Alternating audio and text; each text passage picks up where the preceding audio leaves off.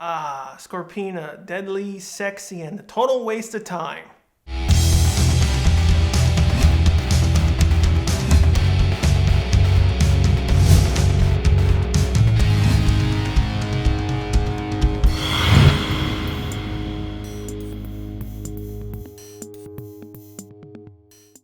Hi everyone and welcome to another Ranger, and I'm Archer9234. Today I'll be discussing episode 17 from the first season of Power Rangers titled Green with Evil Part 3.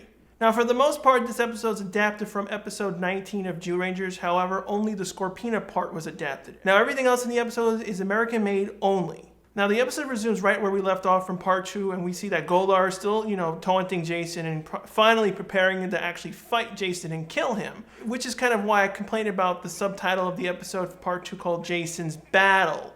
Jason and Goldar actually don't do anything in the second part. Goldar simply runs around and taunts him and steals his power morpher while they actually don't do fighting. But in this part, they actually do fighting, which was kind of stupid. They should have simply had Jason's subtitle in this episode rather than there. So while Goldar is trying to kill Jason with his sword, Jason's actually hiding inside the fog and is just buying himself time while Goldar is trying to actually impale Jason himself. While we finally head back to Rita Repulsa's lair, and we finally get introduced to a new villainess for the series called Scorpina. Now, Scorpina is a unique character. Every series usually has one villainess in the character who can usually, kick your butt. However, Scorpina, like several other main leads recently, Isan from Gokaigers, they eventually simply get forgotten and totally ignored as the series progresses. Again, we head back to the other dimension where Goldar is trying to actually kill Jason with his sword.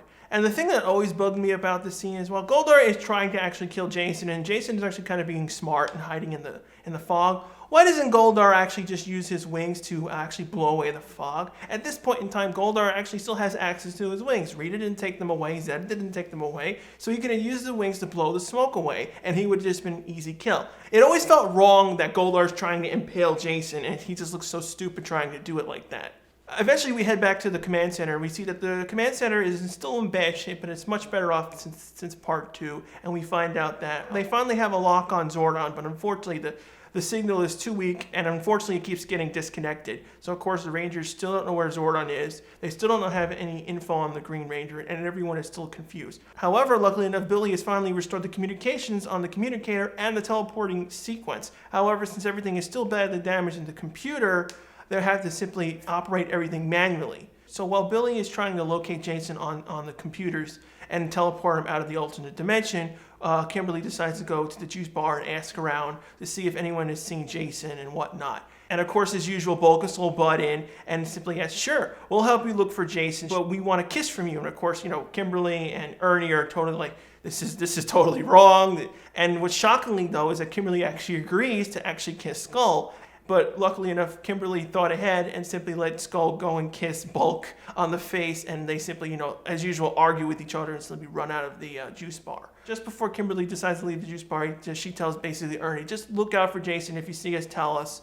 And of course, Kimberly bumps into Tommy. Now, of course, Tommy is still being evil toward Kimberly while Kimberly's trying to say, have you seen Jason? And of course, Tommy's basically lying and saying, yeah, I stayed up and waited for him in order to do the practice run, which of course, we remember in part 2 that Jason asked Tommy that he needed a rain check and simply agreed, and that's when he teleported him. Obviously, Tommy is giving him incorrect information. Tommy, of course, being his evil self, simply just walks away when Zach comes in. And when Zach bumps into Kimberly, Kimberly says, well, Tommy was the one who was waiting for Jason. But Zach knew that Jason was in the school at the time, not inside the juice bar doing the sparring match. So, of course, both of them figure out there's someone's lying somewhere. So, of course, they try to head out and locate Tommy while he was walking away.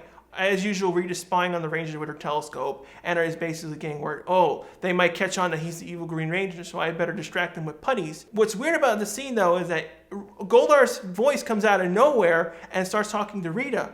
Last time I recall, Goldar's fighting off Jason. How is he talking to Rita? It really didn't make any sense whatsoever, and it's obviously an editing mistake. What they should have done was use either Finster or Squat in order to deliver the lines. So while Kim and Zach are trying to catch up to Tommy, he walks pretty fast. And all of a sudden, the putties arrive on the scene and prevent Kim and Zach from meeting up with Tommy and trying to figure out the situation, and they get ambushed. And as usual, Kim and Zach defeat the putties relatively easy. And after the fight, wonder how come the putties didn't actually attack Tommy? Because normally in every MMPR episode, usually whenever they're fighting the putties will actually attack civilians or kids or any other people around the area. As the time progresses, we see that Goldar is getting closer and closer with Jason. Eventually, he builds up enough courage and actually fights off Goldar and buying himself a little bit extra time. Unfortunately, though, we see that Tommy was called by Rita and actually is sent into the alternate dimension. Tommy basically tells Goldar to leave and he'll finish Jason off. And of course, Goldar begrudgingly agrees and simply leaves, while Tommy eventually begins taunting Jason. Now, this scene is very pivotal in MMPR history because this is the very first time a US suit is actually being used in a fighting sequence. Now, it's not a Ranger on Ranger fight, but the point is that this is the very first time an American suit was actually used in a fight. Normally, in MMPR's case, they had no budget, and that can only actually, use Japanese footage whenever they're in the Ranger suits. And they can't actually, build multiple suits just in case of, say, the Ranger tears their pants, or boots break, or gloves break, and so on. That's the reason why we're always restricted to Japanese footage. While Tommy and Jason are fighting, we go back to the command center and we see that Billy has finally got the teleportation system online. But unfortunately, since it was badly damaged and all the systems are not working correctly, he has to input all the coordinates manually. Obviously, it's much more harder to locate Jason because he's in an alternate dimension, so it takes more time. Now, the thing that kind of bugs me, though, is that how come no one attempted to actually contact Jason? The communicators actually finally work at this point in time, but they only actually attempt to call Jason in the previous episode when nothing was working. They should have simply actually attempted to call Jason. It may have not worked because he's in an alternate dimension and Rita may have blocked it, but they should have at least tried. Now we head back to the Tommy and Jason fight. Now here comes a stupid moment. Now we see that Tommy is fighting Jason, and then Jason actually eventually pulls out his morpher and is trying to attempt to morph. 1, how come he didn't try to do this at the beginning of the fight?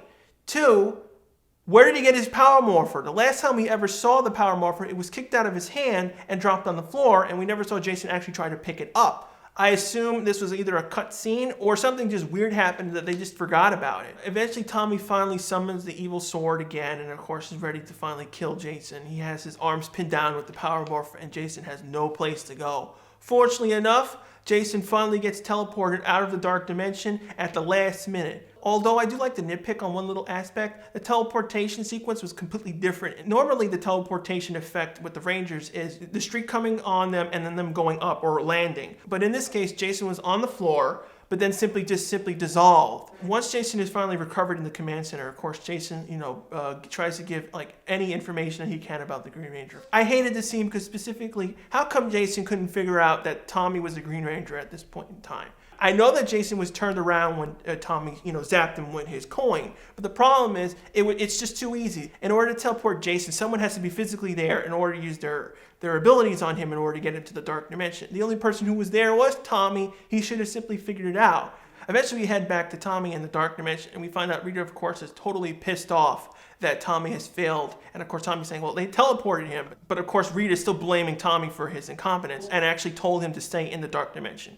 Now, people are kind of wondering, well, how come Rita told him to stay in the dark dimension? This doesn't really make any sense, especially if this is a mini-series about the Green Rangers.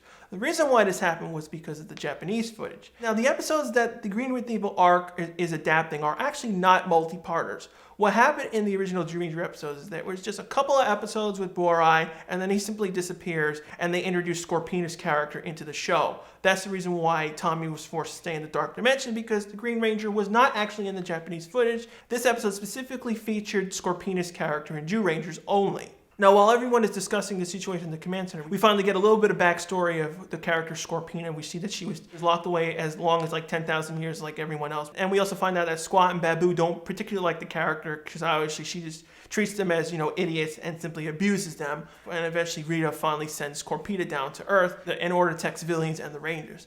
Eventually the Rangers see Scorpina on the viewing globe, and of course the Rangers have to simply morph and fight Scorpina. When the Rangers finally arrive and actually begin the fight with Scorpina, we get this really good lip-syncing moment. Now, normally everyone knows that Scorpina's actress, of course, is the original Japanese actress from Jew Ranger. But what was unusual, though, is that her lip sync during her Putty Patrols destroy the Power Rangers was perfectly synced, and people are wondering, how can you sync English words into a Japanese person's mouth? The reason is because this footage was actually shot for PR specifically. They did bring back the original actress for Scorpina/Lainey, and she simply said the lines in English, basically similar to what they did with Rita and Bandora. Just at the conclusion of Zyurangers filming, they simply asked Bandora to simply say her famous "Magic Wand, make my monsters grow" in English. So while the Rangers are fighting Scorpina and Scorpina is pretty much holding her own, all of a sudden Rita simply calls Scorpina back. Now the reason why this happened was because in the original Japanese series, Scorpina and Goldar are basically married. They're a couple. While Rita is actually,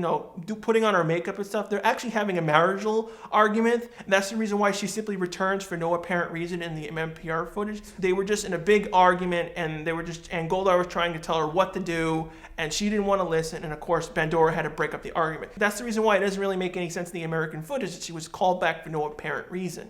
Eventually, we head back one more time, and we see that Tommy is actually still training inside the Dark Dimension. Obviously, he has to stay in there because Rita told him to stay in there, and of course, he's practicing his moves in order to prepare for the final fight.